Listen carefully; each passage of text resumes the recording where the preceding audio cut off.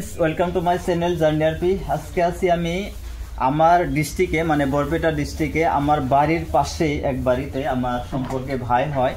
তো আমি ওই বাড়িতে আছি। ওই বাড়ি মানে একটা খুব মানে অন্য ধরনের একটা বস্তু ব্যবহার করছে গরুর থেকে।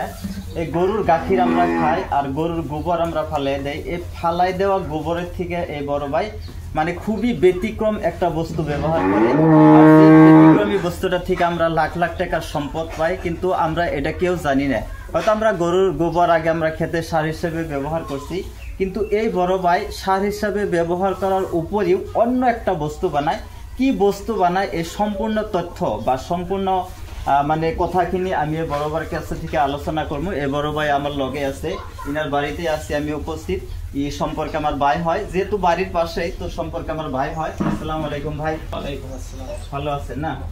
আচ্ছা, এই যে আমি যে কইলাম যে গরুর গোবর থেকে যে আপনি একটা ব্যতিক্রম একটা বস্তু পান, আসলে এই বস্তুটা আপনার কিভাবে পান বা কোথায় থেকে আসলো, বা আমার যারা আমার এই ভিডিওটা দেখবো তারাও যদি নিবার চায় এই সম্পূর্ণ কথাটা আপনি আমার দর্শক বন্ধুরা অল্প বুঝাই দিবেন। মানে কি এই বস্তুটা আসলে আপনার ব্রেনে কই থেকে আসলো যে আমি মানে ফালাই দেওয়া বস্তু থেকে আমি এত উন্নত মানের একটা আমি বস্তু পাইতেছি, সেই বস্তুটার নাম এবং বস্তুটা কিভাবে কোথায় থেকে আসলে বস্তুটা আমার কথাটা আমার দর্শক বন্ধুরা অল্প বুঝাই দিবেন বলে আমি আশা করি। ঠিক আছে, আমি আমার 2021 চনত মানে প্রবি ডায়েৰীত গাখীৰ দিয়া ষ্টাৰ্ট কৰিছিলো। প্ৰবি ডায়েৰীত গাখীৰ দিয়া ষ্টাৰ্ট কৰাৰ পিছত মানে আমাৰ প্ৰবিৰ ছাৰ বাইদেউসকলে কিছুমান আইডিয়া দিলে যে গাখীৰৰ পৰা গায়ৰ পৰা গাখীৰ পাই আছে, মানে গাখীৰো পায়, গাখীৰৰ উপৰিও গোবৰটো যে পাই আছে সাৰ যিখিনি বনাব পাৰি, কিন্তু সাৰৰ লগত আমি আৰু এটা কাম কৰিব পৰা যায়।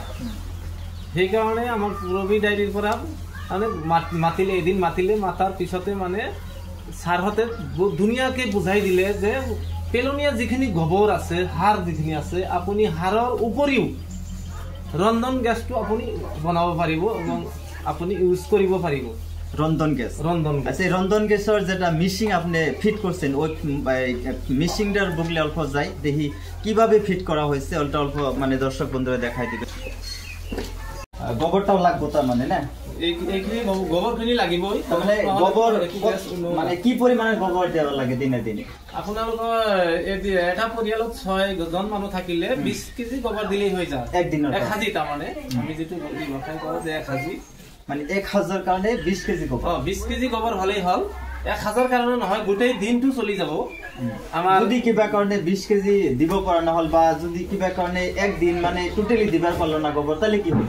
আপুনি এইখিনি এদিন নিদিলে মানে 30 দিন পিছতহে, আজি যে দিলো 30 দিন পিছতহে এইটো গ্যাস ওলাব। ও একবার দিলে 30 দিন পরে এইটা প্রোডাক্ট পাম। আচ্ছা আচ্ছা, দেখি এই গোবরটা কোন জায়গায় কিভাবে দেওয়া হয় অল্প আমিও দেখি বা দর্শক বন্ধুও দেখি। ঠিক আছে, আমি গোবর আনি ইয়াতে ধুই, ইয়াতে দিব লাগবে গোবর। এটা কি নাম বলে? এটা হল গোবর ট্যাঙ্কি যেটো বলি কও। ট্যাঙ্কি মানে পানির লগে মিক্স করে দেওয়া লাগে। মিক্স করে দিবা লাগবে। পানিটা কি পরিমাণে দেওয়া লাগে? 20 কেজি গোবৰত আপোনালোকে আপোনাৰ 30 বা 40 কেজি পানী দিলেই হৈ যাব। তাৰ মানে গোবৰটা যাতে একদম মিক্স হৈ যায়। মিক্স হোৱাৰ পিছতে আমি এইটো ওয়েলছেলটো খুলি দিম। লগে লগে পানীখিনি সোমাই যাব, একদম গোটেইখিনি এই টেংকিৰ ভিতৰত সোমাই যাব। আচ্ছা, এইটো হল টেংকি। মানে পানিখিনি মানে এটা তো গোবর হয়ে গেল না, এই গোবরটা কি ট্যাঙ্কির ভিতরে মানে জমা হয়ে থাকে না বাইরে যায়? এইটো জমা হব আগতে জমা হব। যেতিয়া এইটো ফুল হৈ যাব মানে গ্যাসখিনি উপৰ ফালে থাকে, গ্যাসটো উপৰ ফালে থাকে, গোবৰটা তলফালে সিফালে বেক সাইডত ওলোৱা এখন ৰাস্তা আছে। এইটো তোলাই মানে আমাৰ যিখিনি সাৰৰ যিখিনি খেতিৰ যিখিনি প্ৰয়োজনীয় সাৰখিনি আমাৰ ইয়াতে জমা হ'ব। মানে আলটিমেট ধরবার গেলে মানে কোনো বস্তুর ক্ষতি নাই, মানে আমরা সারই পাই, কিন্তু সারের উপরেও আমরা কি গ্যাসটা পাবার। গ্যাস পাই আছে। এইটো হল আমাৰ টেংকি। ইয়াত গোবৰ আৰু পানী যে মিহলালো, মিহলোৱাৰ পিছত মানে টেংকিৰ ভিতৰত সোমাই যাব। এইটো সোমাই যোৱাৰ পিছত মানে ইফালে গ্যাসটো ওলাই যাই আমাৰ ৰান্ধাঘৰত সোমাইছে।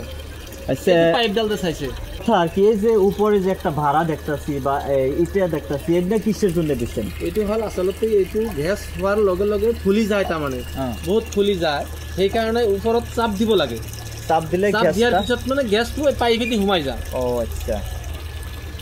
আরো কি কি মানে বস্তু আছে এই ট্যাঙ্কির সাথে জড়িত আছে? এই যে এটা যে আপনি টোটাল সিস্টেমটা যে দিছে, এই সিস্টেমটা কত টাকা খরচ করে বা কেরা পাবো এই ট্যাঙ্কিটা? আসলে সবে পাবো না কিছুমান বিশেষ মানুষে পাবো? আসলে না, আসলতে এইটো সবেই নাপায়, এইটো সবেই পাবো।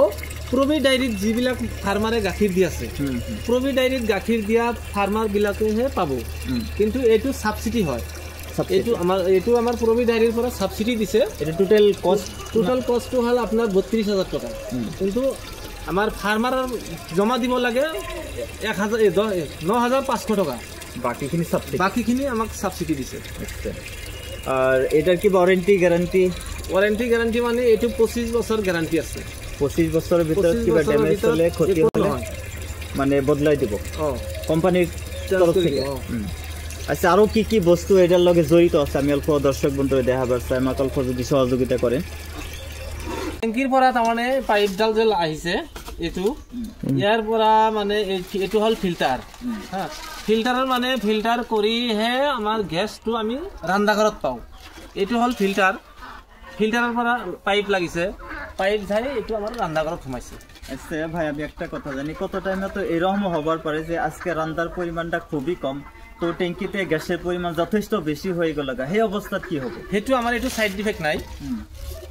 যেতিয়া এইটো ট্যাঙ্কি রান্ধা বাড়ি এক সপ্তাহ বন্ধ, ঘৰত মানুহ নাই, অসুবিধা নাই, গ্যাস হৈ থাকিব, এই পাইপডাল যে চাইছে এইটো আহি মানে এই এটা সৰু ট্যাঙ্কি চাইছে, চাওক এই ট্যাঙ্কি দি পানি ওলাই যাব, এই গ্যাসটো ওলাই যাব, অটোমেটিক ওলাই যাব বেশিখানি, মানে যেটা মানে অবশিষ্ট সেইখিনি ওলাই যাব।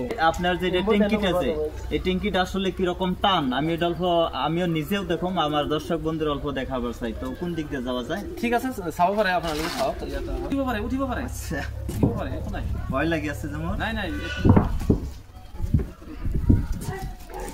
তামাম টান দেখি, এটা মানে পুরা গ্যাস হয়েছে না? তার মানে এই জায়গায় যত বেশি প্রেসার পড়বে গ্যাসটা মানে পুরা বাইরে যাব, তাই না? তো পুরা টান হয়েছে, দেখেন দর্শক বন্ধু, মানে সত্যি এর ভিতরে যথেষ্ট গ্যাস হয়েছে, আর এই গ্যাস দিয়ে মানে রন্ধন কার্য করা হয়। ভাই আমার দেখাবেন আর কি আসলে কিরকম গ্যাস জ্বলে, কি পরিমাণের জ্বলে, আমার দর্শক বন্ধুরা দেখাবেন। আসলে আমরা যে রন্ধন গ্যাস ব্যবহার করি, যেটা বাজার থেকে এলপিজি কিনা আনি, ওইটার তুলনায় এটার হিটটা বেশি না কম, এটা অল্প আমি দেখাবো।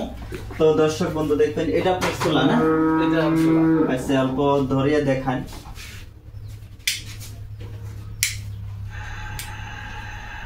এতখানি না আরো হিট আছে? আরো আছে, বহুত আছে, দেখি অল্প,